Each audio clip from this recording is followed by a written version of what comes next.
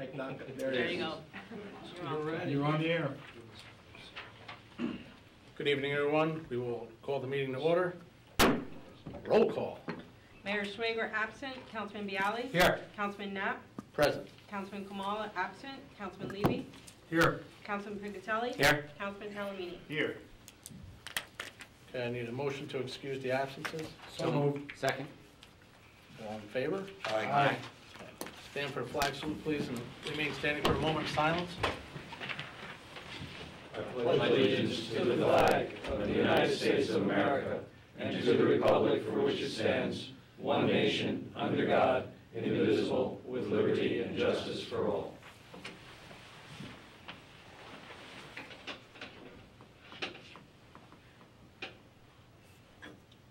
Thank you. See you. Okay, so obviously the mayor's not here, so I will be taking her place. This meeting is being held in accordance with the public meetings law duly announced, advertised, and posted in the municipal building. Mayor's report. Okay, that was quick. Okay, we're going to open for the public session. So moved. Second. Anybody from the public wish to speak? All in favor? After all in favor? Aye. Anybody from the public wish to speak? Yes. Chaparuso, 58 Minnehaha Boulevard, Oakland. Last night, our meeting of the Sustainable Oakland Green Team. I had come to you guys last year and just want to make sure everybody was okay.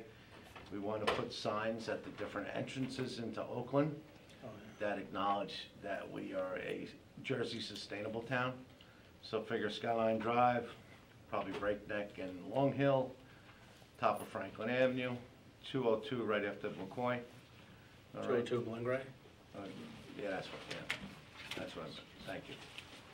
Is that, we had talked about it before, you guys said it was all right, none of you were gonna pay for it, so I'm gonna pay for it. So they just wanted to make sure you guys are on board. These are not incorporated with Welcome to Oakland signs as well, are they? Is it just? Richie has it, I could circulate it, tell all of you Okay. what it's gonna say. I know that's one thing that we've talked about for a while too, is the signage coming into the borough, our town compared to a lot of other towns, we're lacking, to Yeah. be honest with you. Yeah, and I think this would help to promote the sustainability.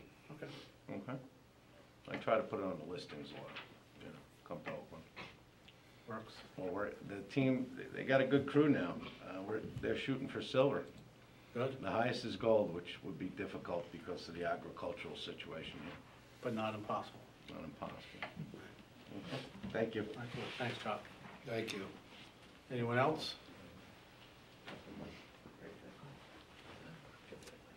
Nobody else? Motion closed. So moved. Second. All in favor? Aye. Okay. All right, approval of minutes, March 13th, 2019. Motion? So moved. Second. Roll call. Councilman Bialy. Yes. Councilman Knapp. Yes. Councilman Levy. Yes. Councilman Pincatelli. Yes. Councilman Talamini. Yes. Okay. Approval of the executive minutes from March 13th, and as you know, if we need to discuss anything, it has to be discussed in an exec session. So moved. Second. Roll call. Councilman Bialy. Yes. Councilman Knapp. Yes. Councilman Levy. Yes. Councilman Pincatelli. Yes. Councilman Talamini. Yes. Okay. Moving right along. At this time, we're going to have a presentation by the Recreation Committee on their budget hearing.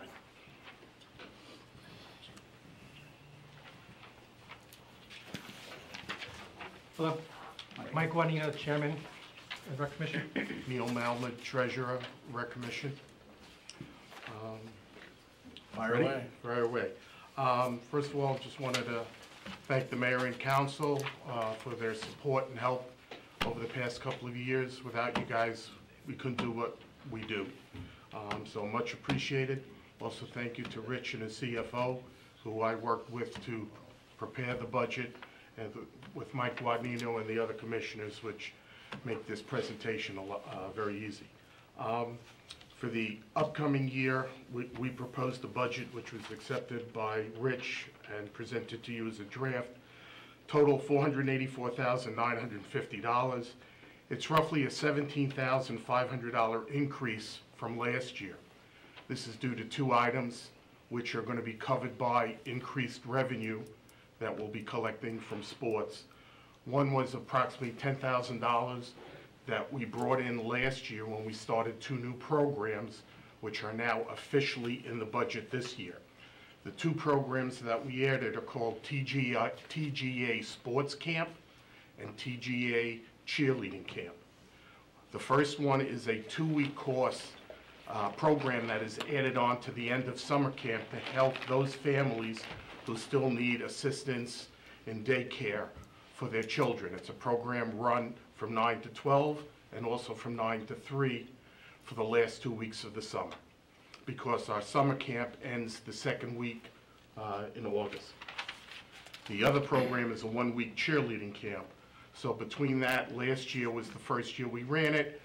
It was not officially in the budget, but we brought in revenue, which was used to cover the program expenses, and was then the basis to establish the budget for this coming year, which was approximately $10,000 of the $17,000 increase. The other increase is for summer camp counselors. The salaries for the summer camp counselors have not been raised or increased or touched since 2016, when the last time there was an approval for summer camp increases. Roughly, we're talking about anywhere from 50 cents to $1.50 an hour for the various levels of the counselors. We're talking a couple of $100 at most, and we're talking about $1.50 for the level 1, 2, and 3 supervisors. Again, nothing significant, but putting us in line with the Wyckoff Y, which runs the summer camp, and Franklin Lakes, which also runs the summer camp. We use those as guides to get us up. It helps us to get people, right? Right, and it also helps us to maintain the students that are in college. A lot of them leave with years of experience when they obtain sophomore, junior, senior status. The seniors, we understand, trying to get jobs, that's okay. But we're trying to keep the freshmen and the sophomores, they're going for internships. So hopefully, as we try to increase the salaries, we can hopefully maintain. Last year, a lot of our counselors over the past couple of years have been very young. 8th graders, juniors, 9th graders, because the salaries have just not kept up with the market. So we're losing. We always assume we have a very young group, and in a couple of years they'll mature up. They don't. They leave and they get jobs because they need to make some extra money. So by keeping our salaries now with the market, You'll retain them. we'll retain them, hopefully, yes. and last year we had an increase of almost 5 to 6% in enrollment in our summer camp. So the summer camp program, which is great, is starting to move upward. The rest of the budget, some programs went down as enrollment went down, some went up, and it's just netted out. Those are the two major increases, but they will be covered by collections and sign-ups. So That's a big point, so just so everybody knows. Recreation spends what they take in. We don't come looking for extra funds. We spend, we keep our number at that level, Self-contained. self-contained. Good. And just real quick on some of the capital projects. The roller rink, we were granted the grant from Bergen County for half the amount. We had a little disappointing news yesterday, Councilman Levy from M&T Bank. They weren't able to provide us with the grant we were hoping for.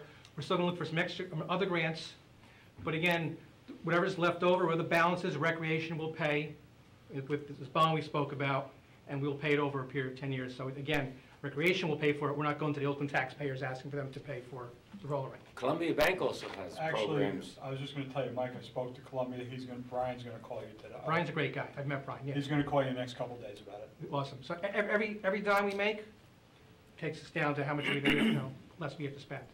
And we have options, which we will come forward to, that scoreboard, what we do, scoreboard advertising, or we'll come forward, all that I know has to be approved by the mayor and council. Bathrooms should be done in a week or so. I cannot wait for these bathrooms. They're going to be Both sides? all the bathrooms, all 4 of them. The 2 over by Jimmy's building, the 2 by the Danny Delia building. I really shouldn't be that excited over public bathrooms, but it's the town's wanted it, and these bathrooms, they're gonna look really cool too. I can't wait to unveil them.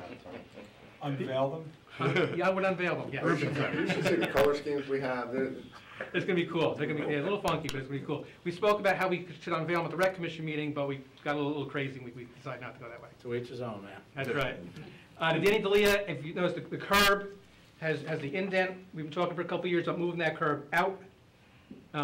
We've worked with Sending Sean. an email right now reminding. Yes, thank you. We've been a little disappointed it happened last year, but we're hoping to have it happen this year. And John says it could happen any day, or it could happen in a few months. But Well, the contractor's remobilizing around the middle or so of April, correct, John? Yes. So it should be, probably within the next 4 to 6 weeks, I would think that would happen. What are you doing? Yes. the curb of the Danny Delia building kind of indents. Years ago, prior to me being chair, it used to be commissioner parking.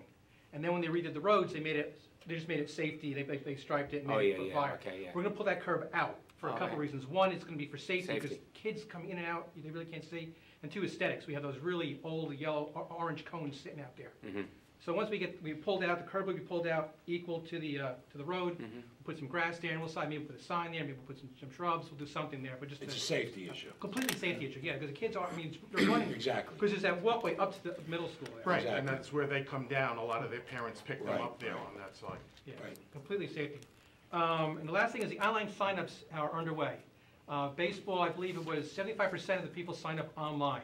Wow. And they had the option to either pay by credit card, which will be a service fee, or you could bring the check down or bring a check into Borough Hall without paying a convenience fee. But either way, it really helped doing it online. And we're going to transition this year to do most of our sports. Some of them you can't do online. You just can't do them. You have to be in person, such as summer camp. They sign up for different lunches. There's combos and things.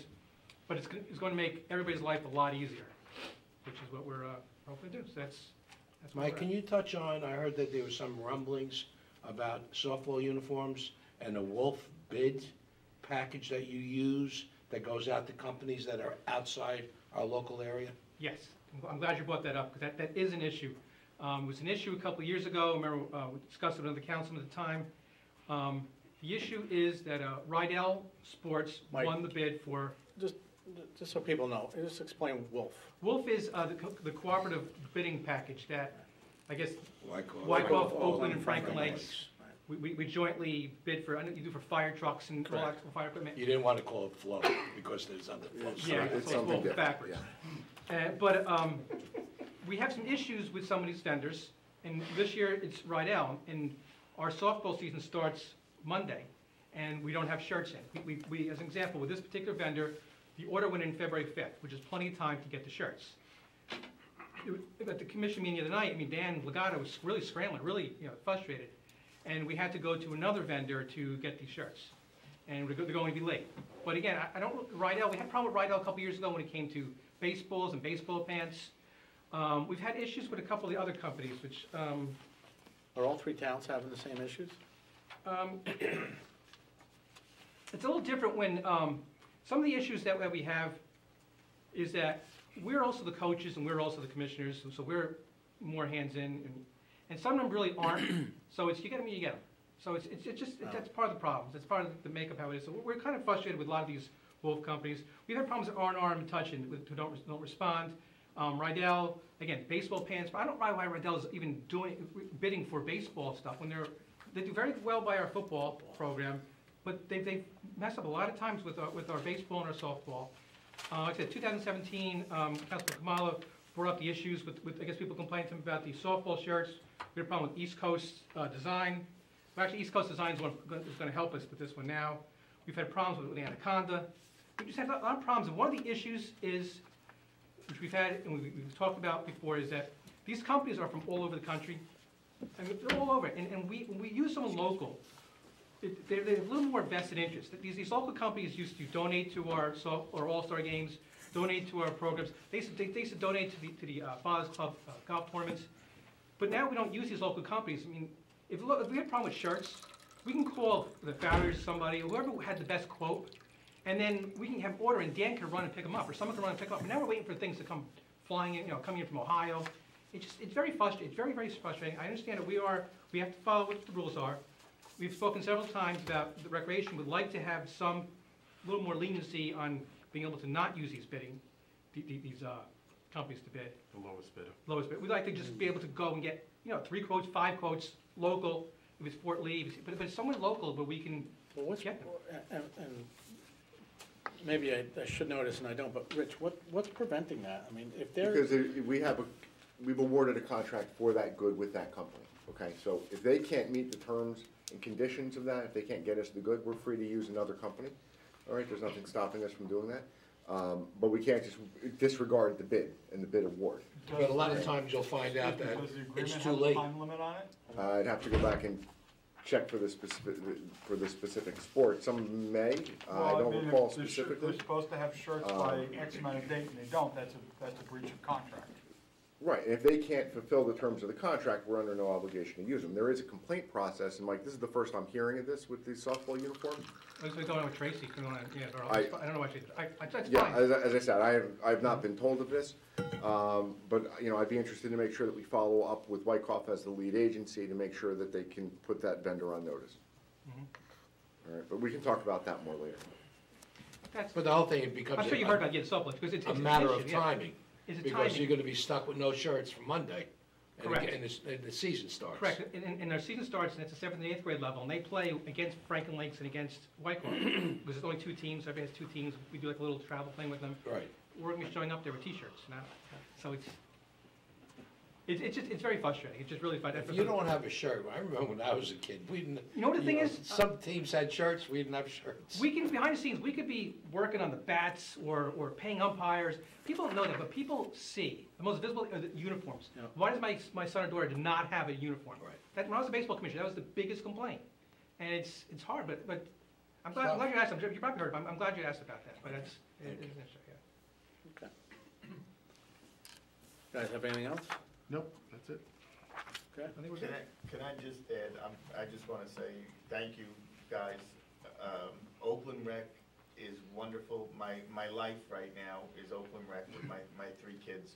I just survived basketball season. It was, as much as I complained, I love it. The people that I coach with are awesome. The kids that I coach are awesome. Really, whenever there is an issue, somehow we make it work and we do what we have to do, and it's just my kids love rec in Oakland, and it's really, it starts at the top and works down, and just anyone who has any interest in coaching, please coach. I love coaching my kids, but there's only so much I could do, and we always need volunteers, and it's one of the greatest things I've ever done, being a coach in the rec commission, the rec organization, and really it starts at the top, and we have a great organization, and just thank you again. And it's known countywide, because if I sit in the county seat in my office and I hear people talking, when they hear Oakland, oh, you got the guys with the great rec program, right? And they all want our access to our fields. Everyone knows about our rec They all want program. access to our fields. I just want to say thank you, but also enjoy it now. As crazy as it is now, I mean, I'm done and out of it, and I miss it, and he still coaches a bit, but you just, when it's crazy, when it's hectic, when it's frantic, and then also when it's gone, it's like, oh my God, so really enjoy it right now. Enjoy Neil's been coaching since he's a teenager. Neil's I never, think. yeah. I coached with you 30 years ago, maybe more. Yeah, when I first moved into town, Yeah, we both 35 did. years ago. I was 35 years coaching. ago, yeah. Been coaching here 35 years. Yeah, we were both teenagers, I think. I tell you, I was never a teenager. Back then? I don't go that far, guys. I tell you, the rec program brings a lot of people to move to this town, just for that. Thank you, yes. It's great. That's what you hear a lot. Thank you for your time. Okay, Thank you. thank you. All right, thanks, guys. Thanks, guys. All right, Mike, don't go far. I know. All right, so Mike's going to do the intro on our presentation for the dog park within the Great Oak Park. So, just real quick, what happened was, Great Oak Park Committee did our due diligence. Mike will get into it a little bit more. they approved the, moving the creation of the dog park to the mayor and council, and so that's what tonight's presentation is all about, and we'll move it forward as need be. Okay, just kind of quickly, in 2012, we began the process of opening up Great Oak Park, or starting the Great Oak Park Committee. 2013, we did town hall meetings, winter 2013, which is, this is long about, these things are going to have 6, 7 years now. During that town hall meeting, a young high school student, Ryan, did a presentation on the dog park. And we came up with some ideas, and so we added the element into the Great Oak Park. What we talked about was 2 phases. Phase 1 was we did the first half, the Pleasureland area, and half of Muller's Park area, which is presently open, with the walking trails, the tree, the benches, the parking lot, the water, all that stuff. The second phase we talked about was developing the Great Lawn, the band shell, dog park. Actually, someone today contacted me about the skate park, want to know where it was at, and I told them it's kind of dead right now, but if they want to start something, we can start all over again from the top of that. So during this process, what we've had, which is taking, one of the things that takes so long is that we had to get the LOI from the DEP to approve what it is that we need to do, what we want to do. It took a lot of time to put this together. We got the DEP has been on the premises a couple times. Everything we've done with Environmental Commissioner Frank Rossi. We've done everything slow and with all the environmental impact studies, animal studies, plant studies, every study over and over and over again we've done. We've done this, as you know, over and over again. So part of adding the dog park element, and I met with Ryan a few times, but the big thing was, like, everything in Great Oak Park is not going to cost the taxpayers dollars. We're not going to ask for taxpayer dollars. Everything we've been doing, we've been raising funds, getting grants, getting donations, having people volunteer their time, companies come in and volunteer their services. Ryan had to show the ability to raise money for the dog park. I believe at the point we came up with somewhere like around $100,000. He's raised about a quarter of it. He gets another quarter of it in promised work and donations. Commitments. In-kind services. Yeah. So I'd like Ryan to do a brief presentation on what he showed us at the committee meeting a couple weeks ago, where we like the idea of putting that on top of all the studies that have been done. We think it's a good concept. We'd like the borough to hopefully approve the idea, so he can now go forth and begin to do more fundraising, and we can start building a dog park. You said you have the LOI, or you don't have it yet? I don't have it on me present. We have it. Yes. We have it. Oh yeah, and the Environmental Commission's had it sent to them back in January, so they're ahead of it, as well as, you know, whomever else needs, I can forward to. All right, so Ryan, come on up here. All right. And pardon me, I got to bring this over. I realized when I got here, I forgot my wireless mouse at home. So when I bend it over, I'm just changing the slide. So, but good to see everyone again. Ryan Schwertfeger, 58 Andrew Avenue. As most people know, I'm the dog park guy in town. It's hard to believe, but this is actually, this month, it's been now 10 years since this started as my 8th grade project back in middle school.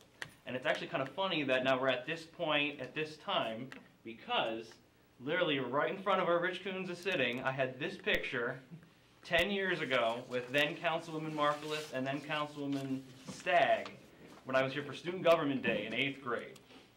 So that was all the way back then. Now you got to deal with a much taller and not as probably cute as I was in the photo. You had a tie in the photo. You lost the tie. Yeah, I didn't have the tie either, but I got a nice polo shirt. I like the polo shirt a little better personally. But obviously, you know, it's been a lot of time, a lot of effort. You know, we've had wonderful volunteers and people, you know, friends, family who have been very supportive. Obviously, many people in the community have been very supportive. I get Facebook messages all the time. It's nice driving around and seeing cars with the magnet on the back. So I just want to make sure I tell everyone who's watching at home, thank you for your support. It's been an interesting ride, to say the least, but we're starting to see, you know, the end in sight here. So the reason why I'm here in front of this council is, as Mike accurately described, we are looking for your approval of the concept drawing so that we can go forth and create this dog park and to go out and ask for additional funds. We've raised about $27,500 in cash in our account. We have another $27,000 in pledge donations, so that's about a little over $54,000. So as Mike said, you know, about halfway there. but we want to go out to these larger groups and get additional funds. So as you can tell from the pictures that I have behind me, the area where the dog park is proposed to go, it is very disturbed. It used to be the Muller's Park barn for those who have been in town for a long period of time. As you can see, there's old tiles that are still there, concrete, asphalt, a lot of things that are there that were from the previous development on site, and we can definitely make this a much nicer location for these two. I got my dog Scooby, who's I've had now for he's 11 years old. And then since my dad got married to my stepmom, I'd like to say we now have our step pug, Riley. Riley's 13 years old. So they're both very much looking forward, as I know, as so many other dogs that are in the borough. So I believe you all have on your tablets a PDF of the drawing. So I just wanted to essentially kind of just show you. It's on the screens too, so anyone who's watching at home can probably see it on the screen as well.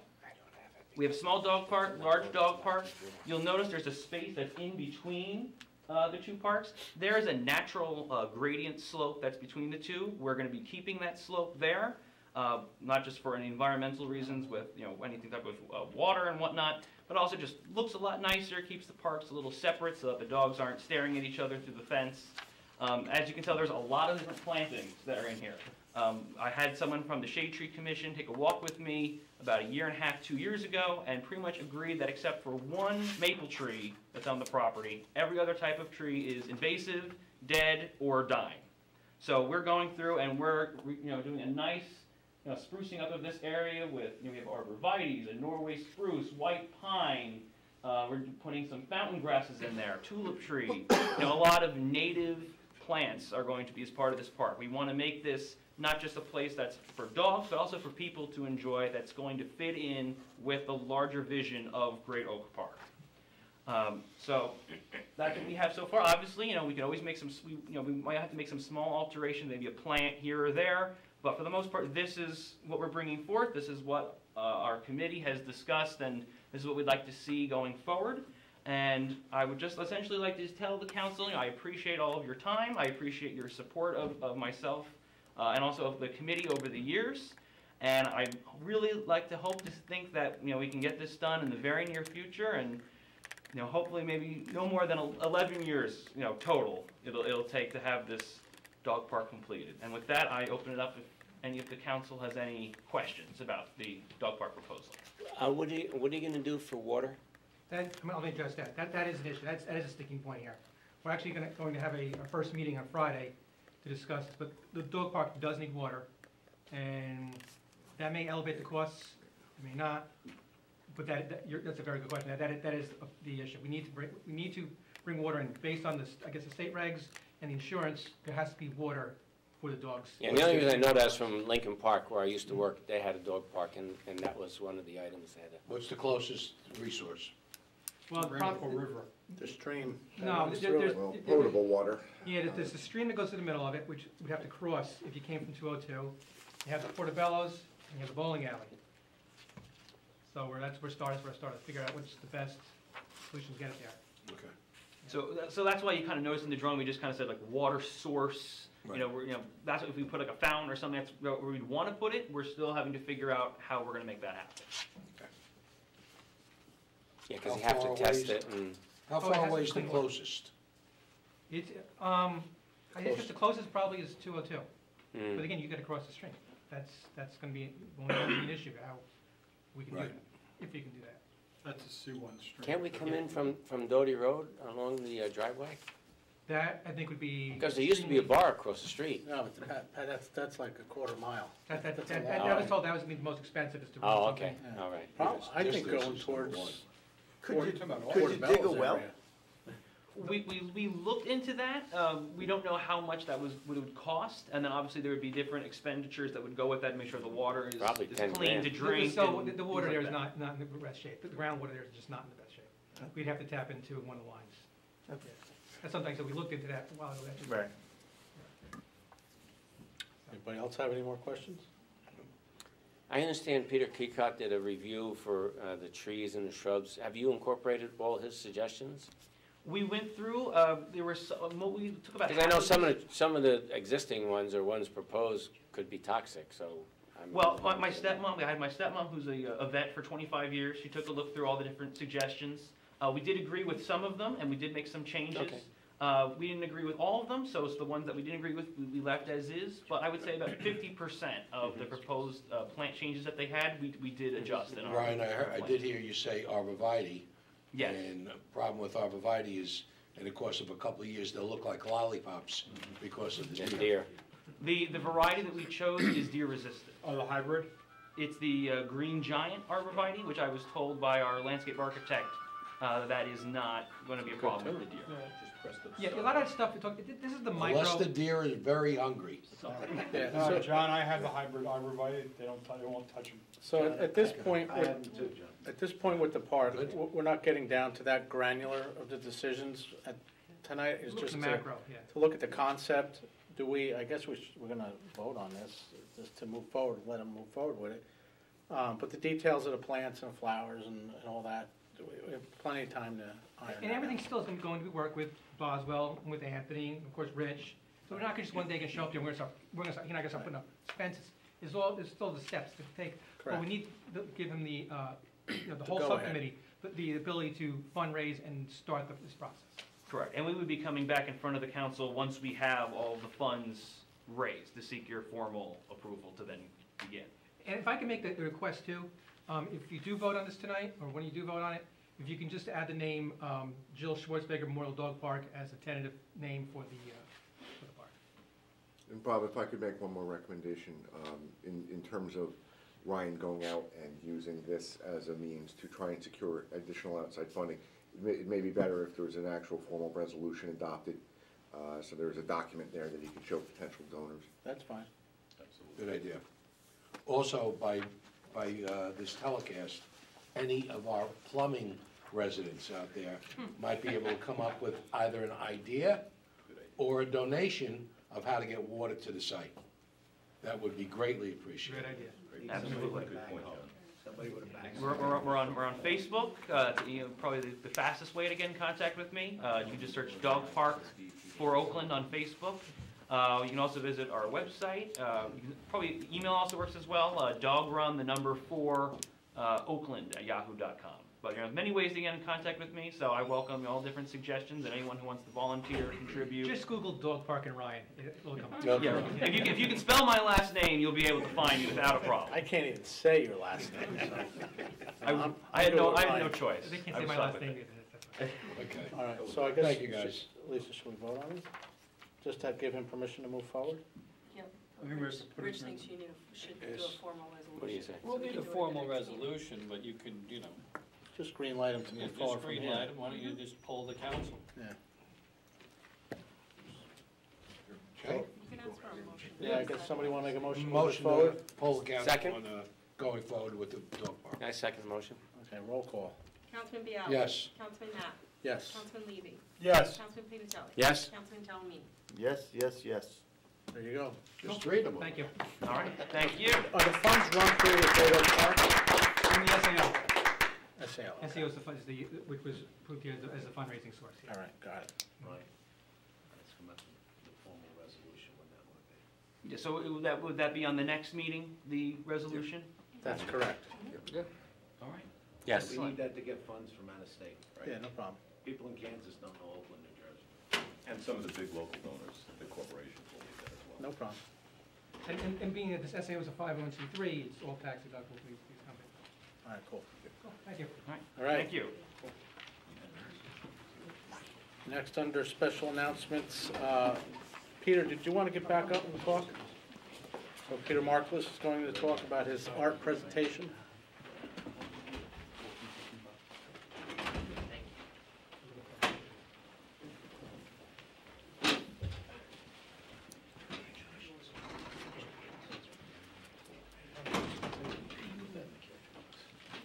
Good evening, Peter Marklis. I live at 125 Nandigo Avenue.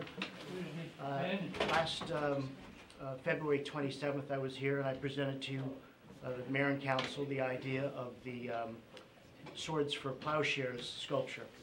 And in talking more recently with Mike Rodino regarding alternate locations, He thinks that possibly somewhere at Great Oak Park, there might be a place for the sculpture.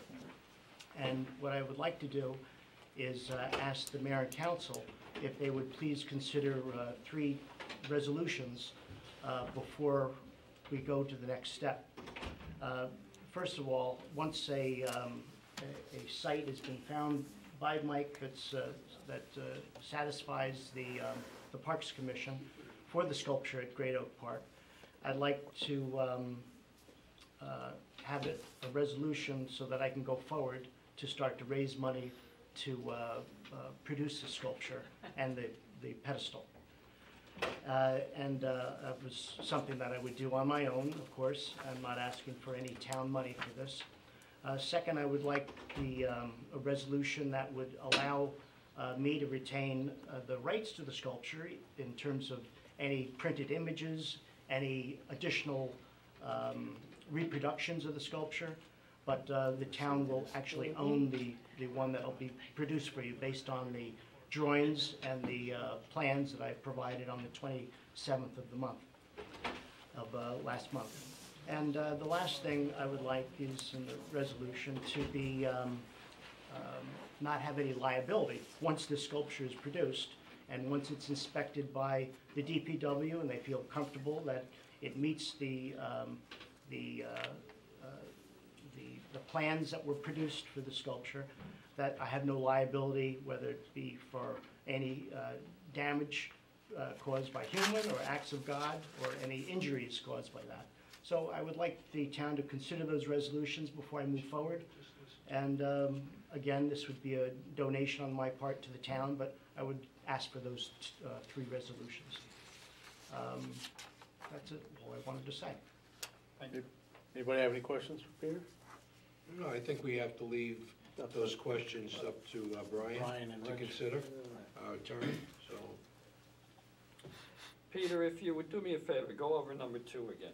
You intend to transfer the ownership of the statue or the sculpture, I'm sorry, to the borough, but retain various rights regarding what precisely, what proprietary The rights I want to right? keep are if I want to reproduce photos of it and put it in a magazine somewhere, or if I want to actually produce additional copies of the sculpture, whether it be to the actual size that I'm going to make for you folks, or smaller or larger, that I still have those rights to do that.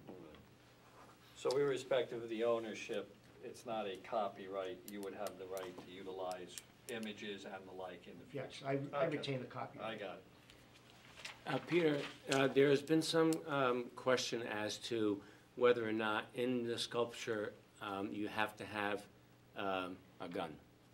Is there any way, I know you had said, using the biblical term, pounding swords into, could you use a sword instead of an M16, whatever it is? I think it makes it more relevant in today's day and age that it is a gun. Mm-hmm.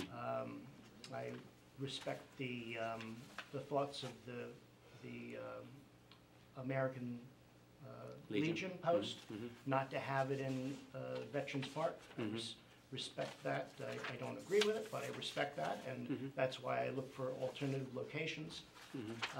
And I would like to produce the sculpture as I originally But you want to designed keep it. you want to keep the gun? Yeah. Yeah. And I do believe, unless I read the mayor and council wrong, during the meeting on the 27th of February, it was generally liked, and there was some excitement about the sculpture. Maybe there's been more time to reflect about that, but anyway, that is what my impression was. Well, we also, I mean, you know, we're 6, 7 people here. You know, once it's put out what you want to do, you know, it is going to generate some more conversation other than us 6 or 7. Sure. Yeah. So, I mean, that was your. And we're all in first favor presentation. of art in Oakland. I think there should be some basis to start and create an artistic format so we can enjoy history of Oakland going forward with pieces of art. And I totally agree with your presentation to us on the arts part of it. Okay. But I've heard from my American Legion friends and brothers that, you know, using the rifle, which is in some consideration used as a weapon of self-preservation, and it's considered to be more of a self-preservation piece of equipment than an assault piece of equipment. So I totally understand that part of it, being a veteran, so you can appreciate that too, as you indicated. But art, we're all for art. You know, I'll give it some consideration, but I really look to what I originally created as what I'd like to go forward with. Okay. Okay? Correct. Any other questions? Nobody else? Okay, so I just conferred with the attorney, so I'm gonna look for a motion for us to move forward with the 3 resolutions that Peter's asking for. One for the ownership of the copyright, well, that would be the second one.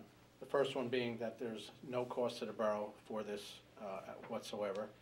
And then the third one being releasing him of any liability of injury or any damage, so, you know, associated with that, so. Bob, could we wait until we see the resolutions? Well, Well, what I'm just looking for is just to go forward Get with an the understanding. resolution. We will do formal resolutions, you know, subject to what you heard today, we will do formal resolutions, which will be the formal authorization at the, I believe it's the April 10th meeting, if I have my date correct. And the resolution would provide is that the borough will accept a donation. I would suggest that, you know, that the location will be determined to be reviewed and approved by the borough. Right now, you're considering Great Oak Park. Number 2, that the rights to the image and reproducing the sculpture will remain with the donor. And number 3, that once accepted and placed in the location, the donor is released from any liability. That's what's being asked for today. So what we're looking at, though, is to place it at Great Oak Park with the approval of the rec commission. Yes. And really, before I go forward to raise money for this, I want to know that, you know, it will be accepted as a donation to the town, the sculpture that is, and not that I'm going to raise money for, or fabricate the sculpture and then wonder what I'm going to do with it. Okay? All right, well, Mike, you want to speak on the Great Oak Park Yes. side of it? Hi, how are you? So Peter and I spoke about the idea of whether putting the artwork in Great Oak Park, in the Great Lawn. We haven't had a committee meeting yet to even discuss this. Okay. So I really can't, I'm not comfortable having you approve something without the committee approving it first. This is just a discussion. And also, as per the controversy of the particular art piece, that isn't for us to decide. Correct. We will put the art, we like art there. But just on a side note, last thing I want to do is offend these gentlemen, or the ladies and gentlemen who wear the uniform. Agreed. So that will be up to you, but if you agree with this, we'll be more than happy to put the artwork, if the committee agrees with it. All right, so why don't we do this? Why don't we postpone everything until after the Great Oak Park meets? Correct. And then we'll take it to the And we'll still have resolutions next available. step. And we might want to hear from members of the American Legion. Well, that was going to be my last thing. Ben, you want to talk? I would, thank you. So, I'm done then? Yes. Good evening. Ben Cassio, 45 Lake Shore. I'm here with other members of our American Legion, and I'm sure you've all had the opportunity to read the letter that was presented on behalf of the American Legion objecting to this art going into the Veterans Park. But also, as a veteran and as a citizen of this town for almost 50 years now, I would object to it going anywhere in town as long as he keeps the gun, the rifle, it's not a gun, it's a rifle, in the sculpture. Because what that does is it makes a political statement to the world that Oakland, once it accepts this work of art, is behind what it represents. Although it represents swords to plowshares, it doesn't represent that to members of the military or veterans represents quite the opposite. Not only is it objectionable because that rifle is what we carried and represents peace to us, and to have someone make a representation of its destruction as a sign of peace is anathema to us veterans. And so I would like to see that with the weapon in that sculpture anywhere in town. And I think our members also agree with this as well. Thank you. Anyone else want to speak? No, sure.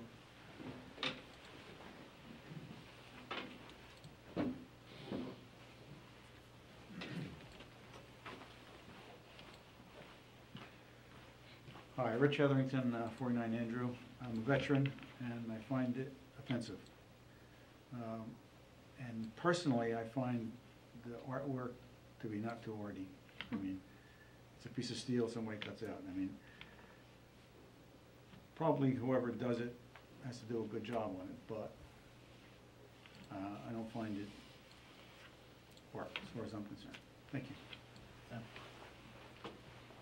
Ron?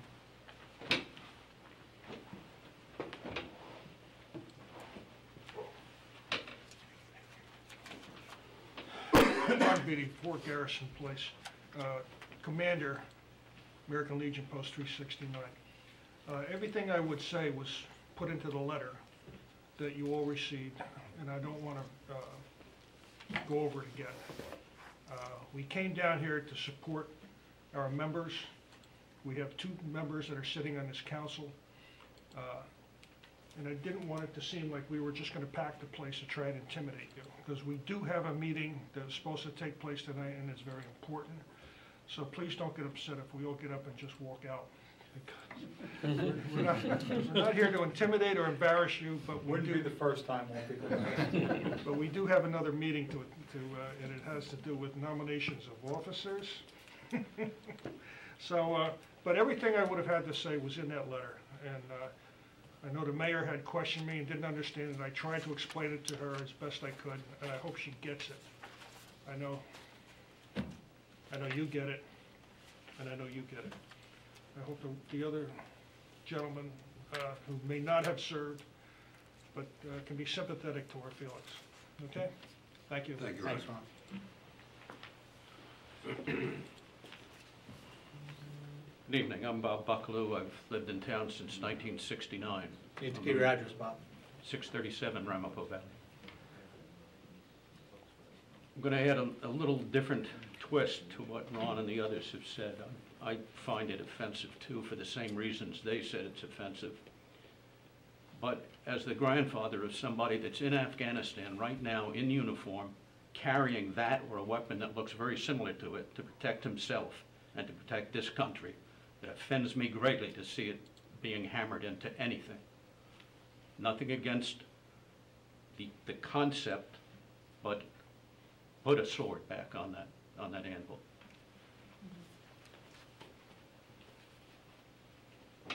Anybody else? Pat or John, you have anything you guys want to add? No, I would rather see it a sword than a rifle myself, for the sake of those who served in the military and understand the meaning of the rifle and what it means to every military man that ever served. So that's what I have to say. I'm all for art, but in the right place and the right time. All right, well, so like I said, I think we're gonna hold off on everything here. I don't think we need to rush to judgment. It's a very sensitive issue, Peter, on your side. You have your opinion, and then these gentlemen over here, I respect you guys more than you know. So I think we have to think this through and before we come to any thoughts. So we'll get back to you once we come up with a decision. Okay? Everybody good? Mm-hmm. You guys want to leave? The firemen all go out that door, just as a tip if you want to go. What's he got? Have at it. Thank you. You're welcome. Good night, guys. Good night, thank you.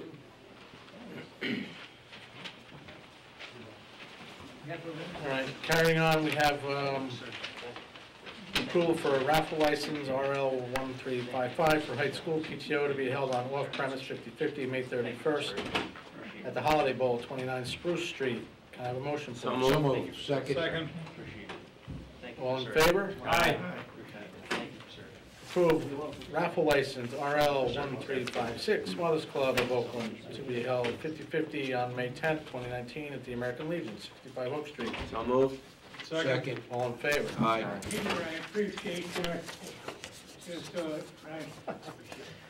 All right, approve raffle license 1357 for Mothers Club of Oakland for a turkey tray, May 10th, at the Legion as well. So moved. Second. All in favor? Aye. All right, and the add-on under this special announcements is to authorize temporary access permit agreement, and what this is a resident in town purchased a house on Oak Street that backs up to the municipal parking lot, and the resident has to redo their septic system, so they need to access their yard via our parking lot, and they're asking for our permission to do so. So moved. Second. All in favor? Aye. Okay, very good. All right, now we're going to do the resolutions. And as usual, we're going to do a consent agenda. If you want one pulled out, let me know, and we'll handle that one separately. Resolution 19-112 is to award the bid for the exterior renovations of the Van Allen House to Phase 2 of the project. Resolution 19-113 is to authorize the transfer of budget appropriation reserves. Resolution 19-114 is certification of expenditures for recycling tax. 19-115, authorize the recycling tonnage grant application. 19-116, authorize a settlement agreement where this was the employment matter where a borough employee had disciplinary issues, and there was a settlement between the borough and the employee that's been agreed upon by all parties. 19-117, authorized grant application for Bergen County Clean Communities mini grant, a whopping $300. 19-120, authorized grant agreement for the roller hockey rink, and I believe that grant was $175,000, correct, Rich? Yeah, 50% up to a maximum of 175,000. Right, cool, very good. Okay. 19-121, authorized refund of taxes due to added assessment appeal, block and lot 5601-12. Last name of the owner is Rivera, in the amount of $2,326.83. Resolution 19-122, temporary 2019 appropriations. Basically, we're extending our temporary budget for the next 3 months is what that one is. And that's all I think we have, right? So on 112, Councilman Knapp? Yes, sir. I'd like to just ask for a little bit more detail on that. Rich, what's the total, and is it coming out of the grant? Yeah, so it's $255,000.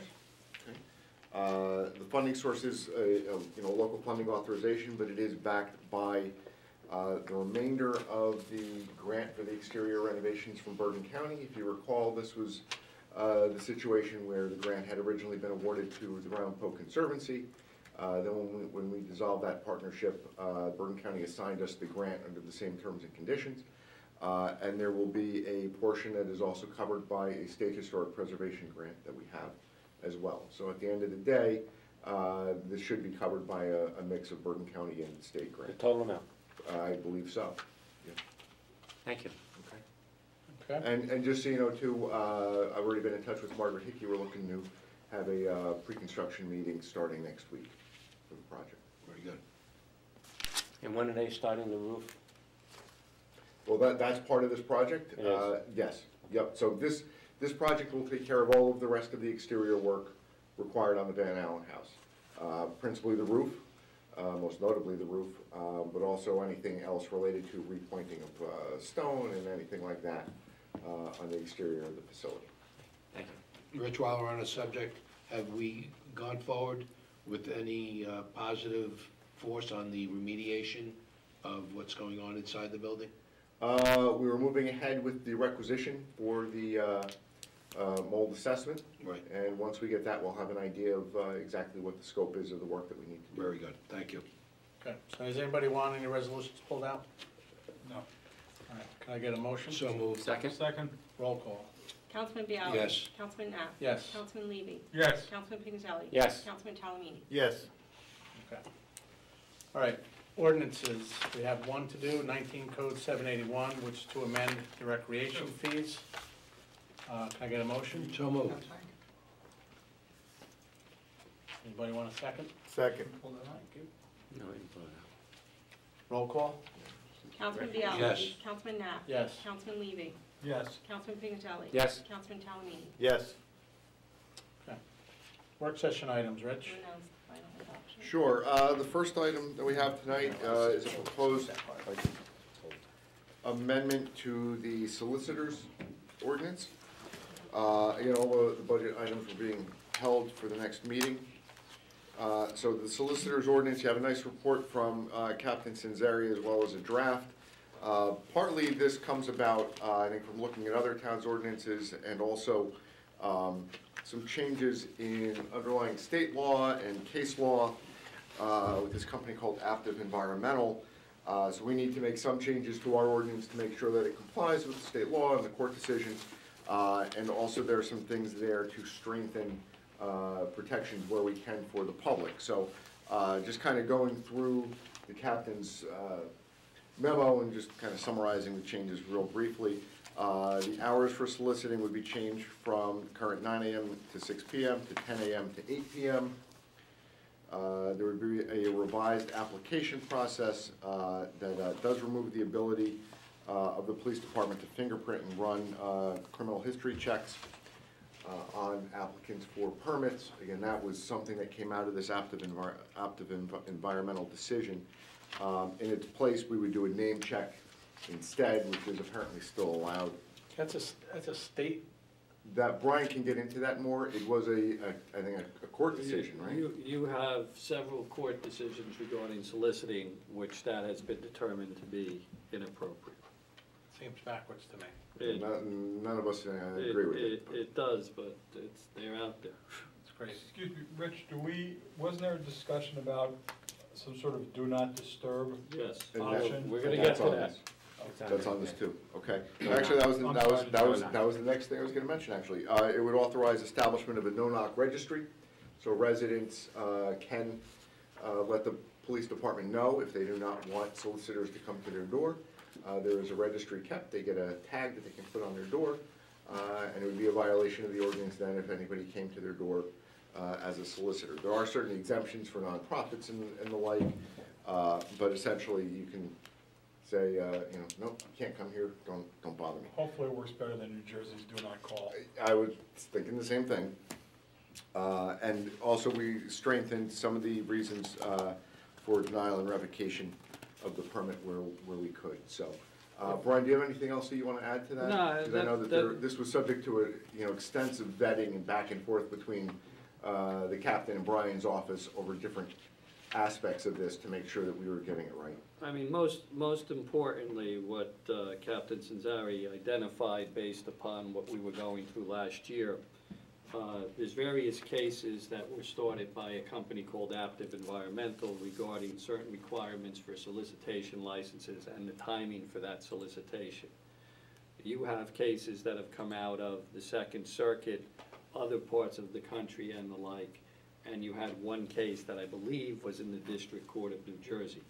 Based upon that language, it's been recommended not only by our office but by the Joint Insurance Fund that these sorts of ordinances should be revised because you may be subject to some form of civil rights liability if you didn't revise them.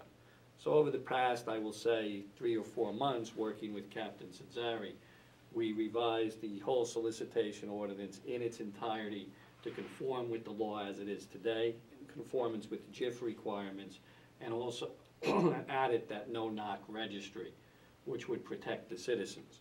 Once the ordinance is introduced and adopted, then I believe the police department and the borough will inform the residents that they have the ability to get a sticker for this no-knock and to be on the registry. Get ready to get flooded for those requests. Right. Yeah. So a question I have is, if they're on the no-knock registry and somebody comes up onto your property and does it anyway, are they considered trespassing? They're not considered trespassers, but they're in violation of the ordinance, and they would be subject to a fine. Unfortunately, it's like the phone calls, as you said, that you may receive. There are certain exemptions, so you don't have to worry about if you are a nonprofit organization, such as the Girl Scouts, you can go door to door, not that that's likely anymore. And it exempts like political and religious organizations. So as much as you may want to keep politics or religion away from your house, you won't be able to. I'm not a fan There's of- no way that Cablevision can claim to be a nonprofit, right? Correct. Because they're the ones that come to my house most of the time. Well, Verizon too. And you would mark the doorway, or? There's a sticker that you would put, that would identify that there's to be, that you're on the no-knock registry. Got a What picture there of a is shotgun on what's supposed to happen is, there's a list that's maintained by the police department. Someone registers, that list is maintained by the police department, solicitor comes in, gets their permit, here's the list of where you're not allowed to go. And there's also stickers issued to the residents that they can place on their door, so some solicitor will know, and it will indicate that if you solicit in violation of the ordinance, there's a fine. Very good.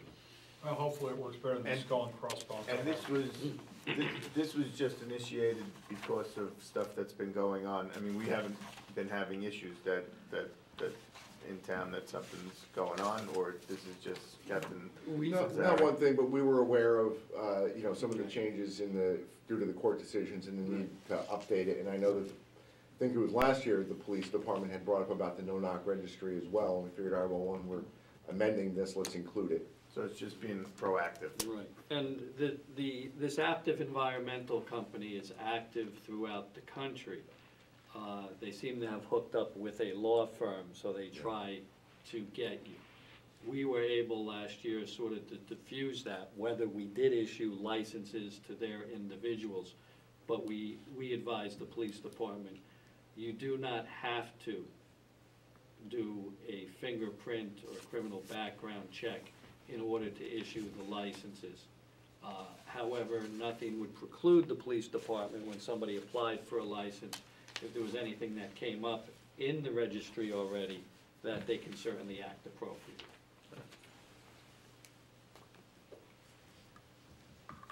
Okay, so if everybody's comfortable, we'll move forward with putting on the agenda to introduce at the meeting of the 10th. Okay. Next proposal for engineering, we're just going to have to defer that at this point. Do you have the proposal from Boswell? No, I haven't Then seen it yet. we can't do it, you're right. But John, you have? I have it in draft form in my hand. It needs to be signed by Kevin. It's on his desk today, so we'll get that to you as quickly as possible. You know, time is of the essence. I do. I just took, respected the wishes of the council, the last council meetings, to do a harder look at our pricing to make sure it's correct, and I've been asking a lot of tough questions. So that has been the delay. It's been me, but I got the direction from the council about our pricing, so I'm just being a little more careful with it. Because we'd like to get the road program done before the fall. It will. Okay. So in your researching your pricing, were you able to reduce it at all? Yes. Were you? Yes. Significantly? Well, significant to you might be different than significant to me, so. I asked all the right questions, and I asked the tough questions of people that were giving me Try not pricing. to answer. I think Lou has a question for you. Yes, sir. How much did you get it reduced by? percentage or dollar? No, what was it, what is it? I would defer, I would rather wait for Kevin to sign it. Theoretically, what would it be? Give them a ballpark. 2%. All right. Well, 2% of $300,000 is still a lot of money. Go ahead, Rich. Okay. Next up, there's an item here to amend the code for OCC membership. Essentially, at the last meeting, it's my understanding, and you have a memo from the Communications Commission, they're asking that we amend the code to add what they're terming a junior OCC member in order to help recruit and keep younger people interested.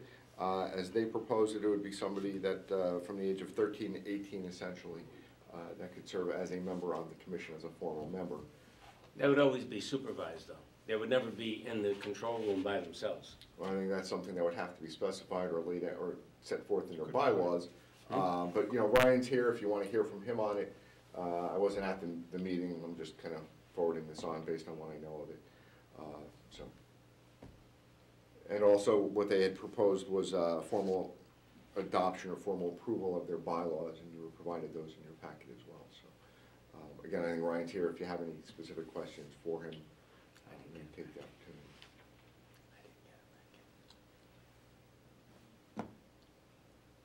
Up to you guys. That's the only question I have, to make sure that the junior person is never in there alone. Correct. Ryan Shortfager, 58 Andrew Avenue, OCC chairperson. Correct. So for the junior member, we can definitely stipulate that. The way that we have it currently set up is the only way you get into the control room is if you are a regular old commissioner that's approved by the council, and if you're on the TV committee. Any other type of volunteers that are involved with the commission only have access to the outer room. So if you want to use one of the computers or anything like that, and you have to get the keys from the police desk. So they scan everyone's ID in order to get the key to come in. But you will have that they're not to be in the control room by themselves. Correct. Yep. Trust me, I got to talk with Fred about this, and you know, we obviously want to make sure that nothing's being screwed around with. I mean, it's for everybody's protection, not only a child, but you know, your protection too. Okay, that's all I have. I just wants to make sure they always get his good side. That's both sides. That's both sides. Thank you. Now I'm going for drinks. Next item. Two related proposals, both from Agnoli Engineering. One is the annual work that we do on the CRS program for our renewal every year since we've joined the program. There's a proposal in your packet for that for an hourly rate of $120 an hour, not to exceed $8,000. Just for council's reference, the last contract period, we spent about $3,500, so that NTE is, you know, kind of a very upper end of the range amount. Not to exceed how much? He's proposing $8,000. And related to that, he submitted a proposal as well to be our new floodplain manager. That position opens up with the retirement of our construction official at the end of May, so it's a position we need to fill. Mr. Agnoli is qualified, he has the required certification, and the two positions really kind of go hand in hand. The one does a lot of activity, you know, related to helping residents and keeping records, and the CRS program is taking those records and making sure that we're doing things in a way that we can get credit for them. But you don't go out and ask if anybody else is interested, do you?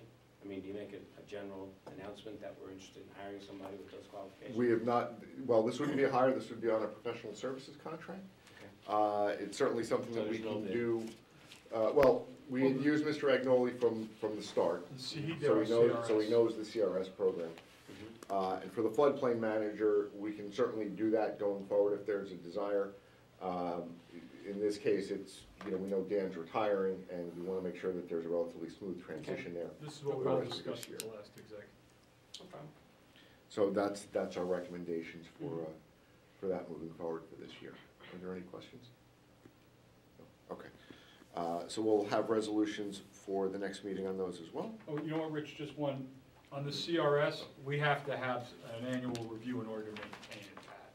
So if we don't do that, then we lose our CRS rating. It's important. And it's also how we try to continually increase our CRS rating to give the residents in a flood zone, of which I am one, a little bit better discount Sure. on flood insurance. Very important. So, Rich, I do have a question. The proposal for the CRS and floodplain management services, that was 3,500 last year, you said? No, the contract was actually for more, but he bills on an hourly, and it came in less than the total. Not to exceed. amount. So it wasn't 3,500? No, that's about what we spent. His authorization was for more. All right, so I guess my question is, why are we authorizing more than double what it cost us last year? I think it was based on what the projected workload is for this year. A safety net type thing? Yeah, and that there's a little bit more to do this year to try and get us down to, I think we're shooting for a 6. Right. This go around. Okay. There's a little bit more intensive work involved. Thank you. Okay. Which actually is going to be made a little more streamlined if he's the floodplain manager, because now he doesn't have to go back and forth. He's gonna have everything that he would normally request Dan to get him. He can ask himself questions. Right, he can go talk to himself. Yeah, well, if he You hear starts that, talking Nick? to himself, that, So we shouldn't, probably won't spend 8,000. Yeah. Okay. The last item are the due diligence proposals for the purchase of 76 Roosevelt Boulevard. This would be the third purchase under Phase 2 of the flood buyout program. And you have proposals from the firms of Boucher and James, Dykstra Associates, and Title Lines for the preliminary environmental assessment, site survey, and title search work respectively. Those total $4,984. And as we indicated, the owners are, after a kind of a period of dormancy and going through, went through like a foreclosure action, right, Brian, on this one? Yeah, that is correct. And so now there's a kind of willingness to move forward and have this sale executed as quickly as possible. So if you're comfortable, we would prepare resolutions for the next meeting for that as well.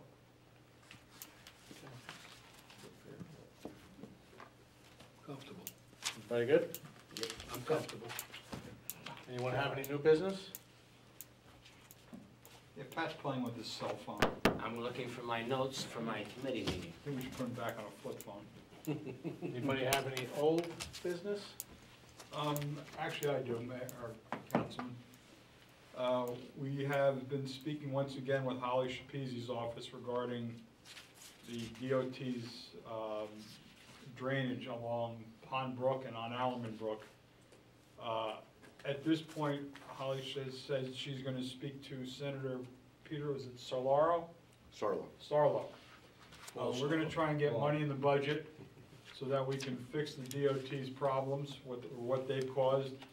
And they're going to put money into the New Jersey budget, hopefully, so that we can do a maintenance schedule on it. Beautiful. The DOT has steadfastly denied that they have anything to do with 287. They don't own it, it's not their jurisdiction. So I basically said we just need the money, so we'll fix it ourselves and we'll maintain it ourselves. As long as we can get the money to do it, we can move forward. Nice.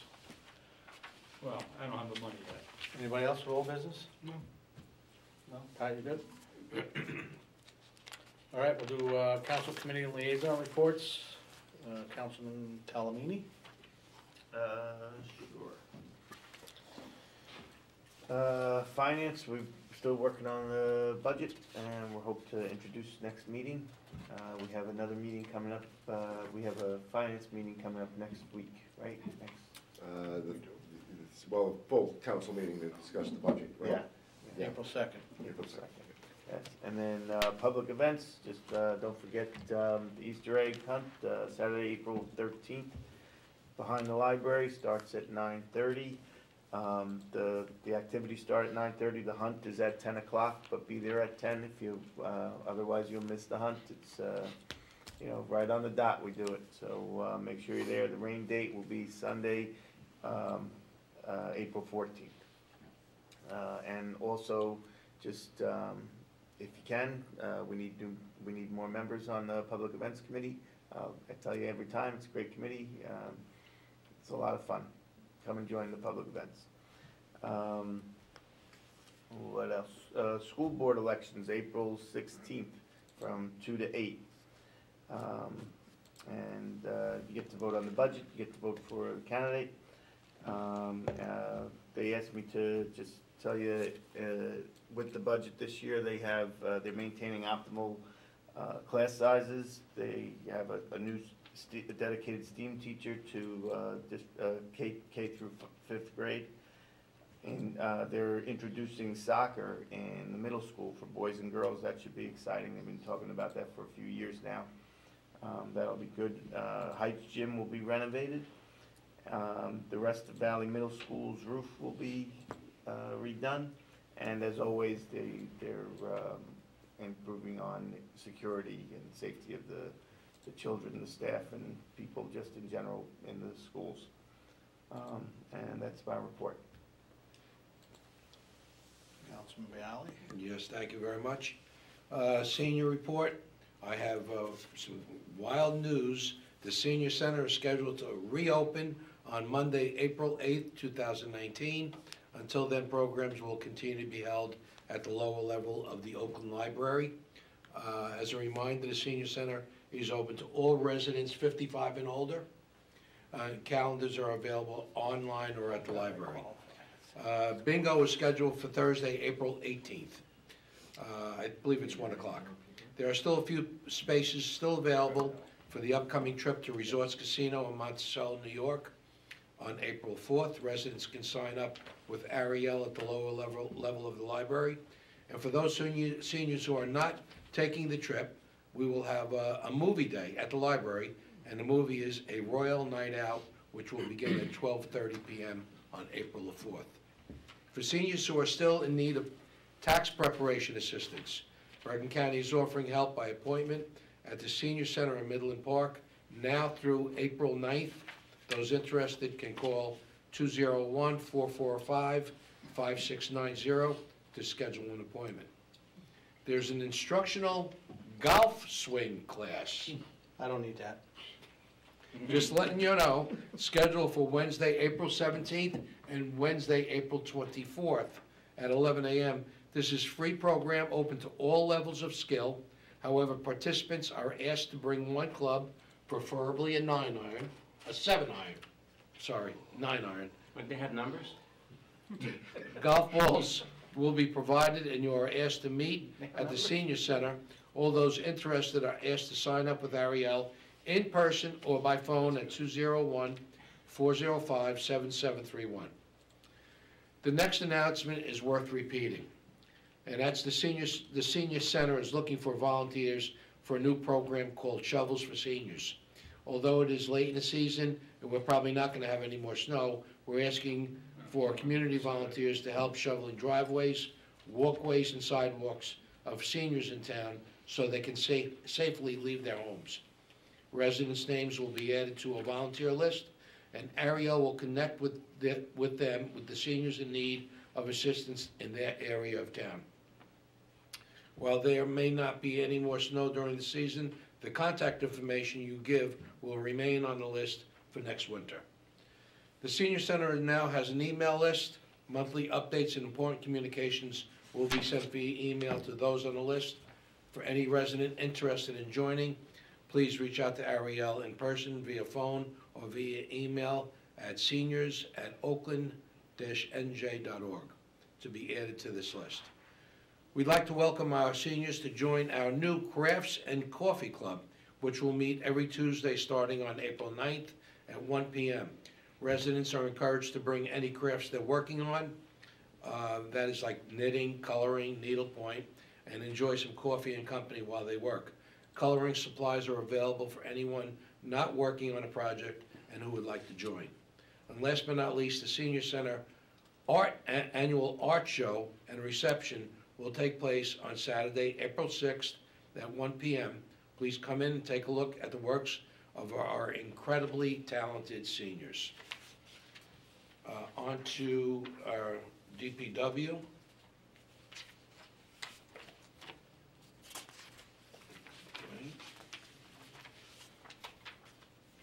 Okay, yard vegetation and waste collection service begins on Monday, April 1st. That's this coming Monday. So cleanup of the yards is supposed to be in the 60 degrees on Saturday and Sunday. Clean up the yards, throw it into a barrel or into a biodegradable bag. Yard waste must be put at curbside in those containers or biodegradable leaf bags weighing less than 50 pounds. Small paper grocery bags or plastic bags of any kind will not be accepted. On or about April 1st through the 14th. We're talking about the road, Rich?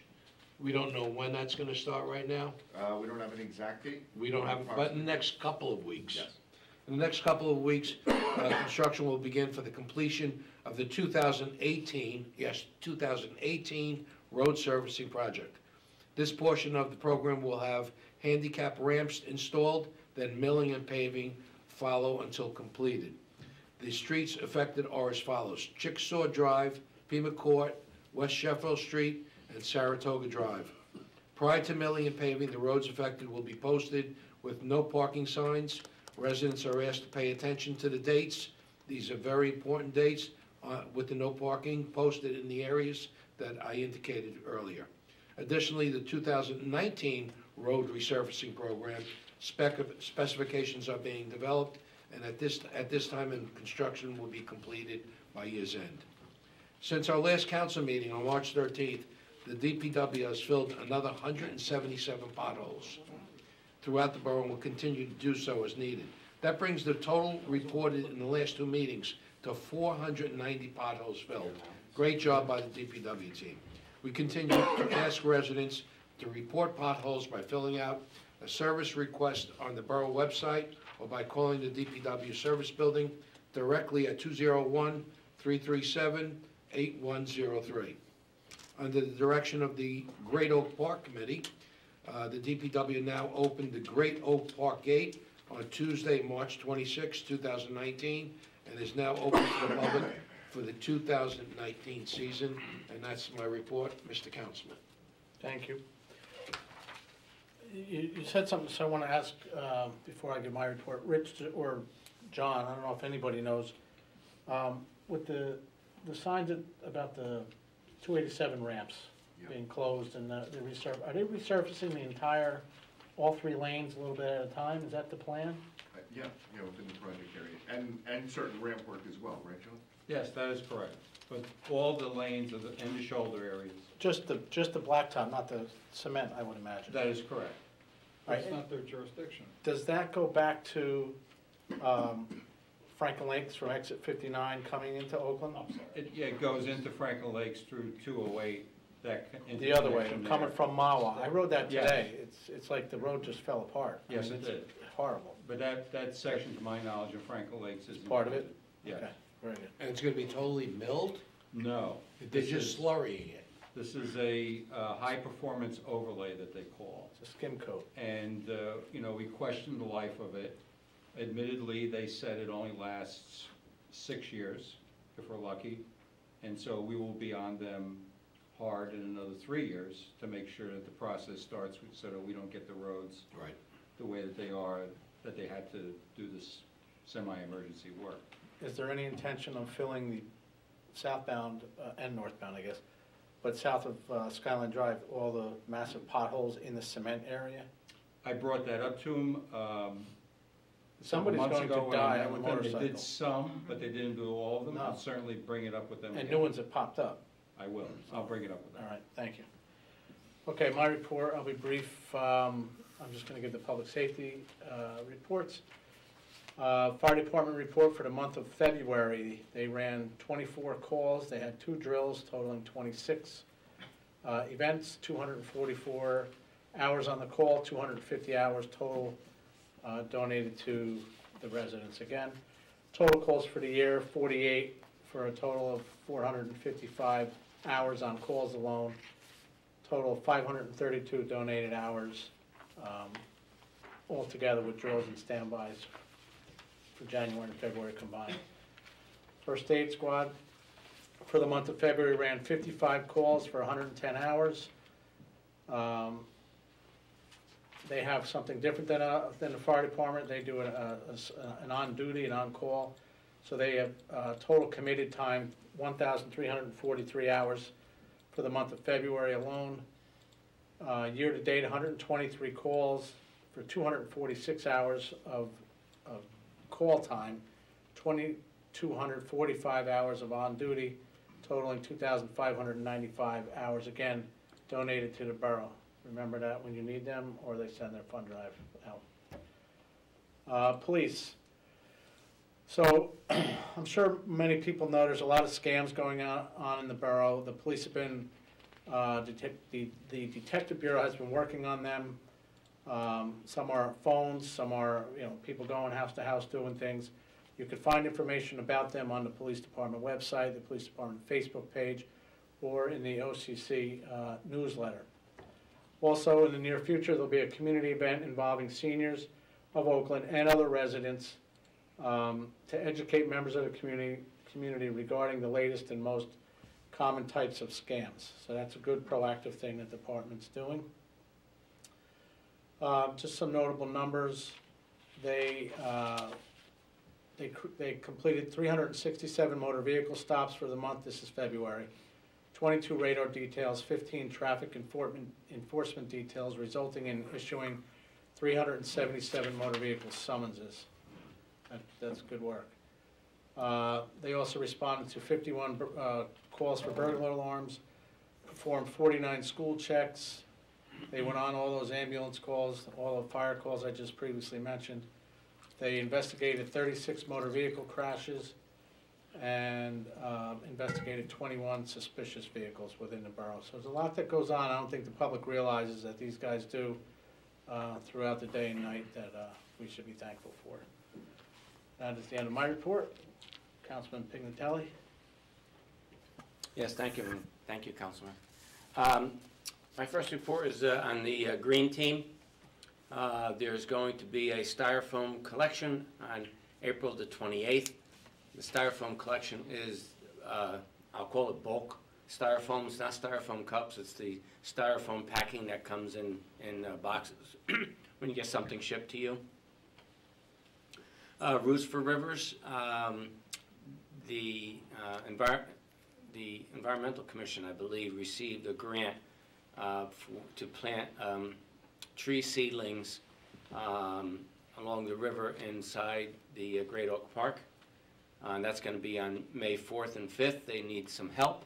So if you're interested in planting some seedling trees in the river, this is to help promote trout habitat. It's in one of the streams. Stream, right. Stream, right. What did I say, river? Stream, excuse me. There's also going to be a program at the library on June the 11th at 7 p.m. on butterfly gardening.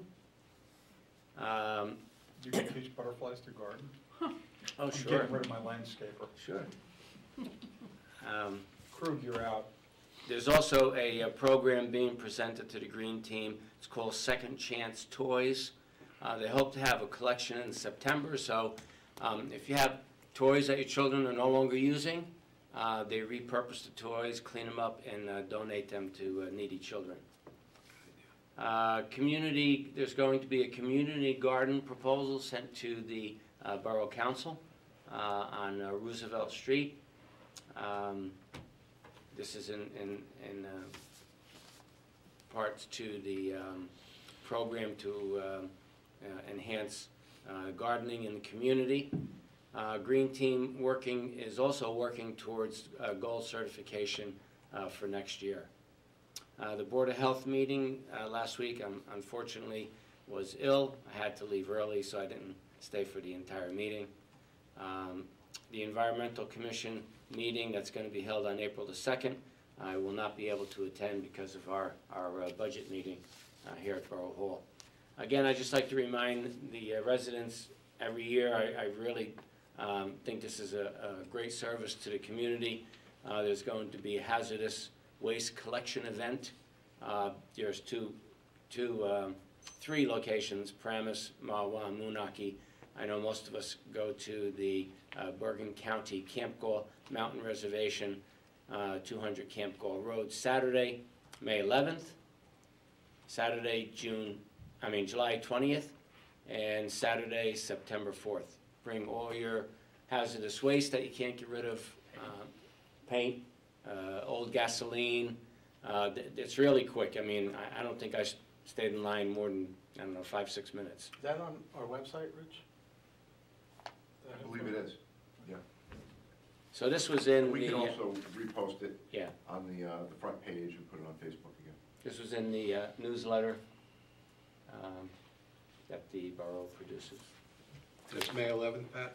Yes, May 11th, 3 dates. July 20th, and September 14th, from 9 a.m. to 3 p.m. Great service. Thank you. That's it, Councilman. Councilman Levy? Thank you. Actually, Shade Tree and Flood Commission met last month. We gave those reports at the last meeting, but the Shade Commission will be meeting on Monday, the 1st at Borough Hall at 7 o'clock, and the Flood Commission meets on the 8th at Borough Hall at 7:30. So if you're not doing anything, you want a tree or want to flood something, come down. That's it. That's it? Okay. So I have to backtrack a little bit. I was remiss and reminded that I never gave the final hearing for the ordinance 781 to amend the rec fees, so that'll be at the April 10th meeting. Councilman, I did forget one item. Sorry. It's an age thing, go ahead. Sorry. Be careful. Be That's careful. why I forgot. Hopefully you will get there too. Hopefully. It's in print in front of Anyway, you. I'd like to give a shout out to one of our first aid squad members, Shane O'Connor. She answered the call to serve our country. She'll be serving in the United States Air Force. She enlisted for a 6-year term, and I want to tell her how proud we are of her, that she is going to be serving our country in one of our armed forces. Lots of luck, Shane. Congratulations. Nice job. Good call, Pat. Okay, I need a motion to open to the public. So moved. Second. Very briefly, Ryan Schwertfeger, 58 Andrew, putting on my OCC hat. We are looking still for volunteers to join the commission and join the different committees. We do a lot in town, do the newsletter, put on the council meetings, so we're always looking for new volunteers, people who want to get involved with the commission. But I also want to recognize one of our longtime TV committee volunteers, Donald Burns. He's actually in the control room right now, and I believe this is going to be his last meeting because he's going to be retiring from the TV committee. So I just wanted to publicly thank Don for his years of service to our TV committee and also to the borough as a councilman. Good job, So that's it. Thank you. Very good, thank you. Anyone else? Mike? No? Motion to close? So moved. Second. All in favor? Aye. Bills to be paid? Bills to be paid, $551,366.43. So moved. Second. Roll call. Councilman Bialy. Yes. Councilman Knapp. Yes. Councilman Levy. Yes. Councilman Peditelli. Yes. Councilman Talamini. Yes. Motion to adjourn. So moved. Second. All in favor? Aye. Aye. Adjourned. Our next meeting is, as you heard 4 times, Wednesday, April 10th, 2019. Thank you. Good job, Bob. Good job. Big hand for Bob. Bob will be appearing later this week.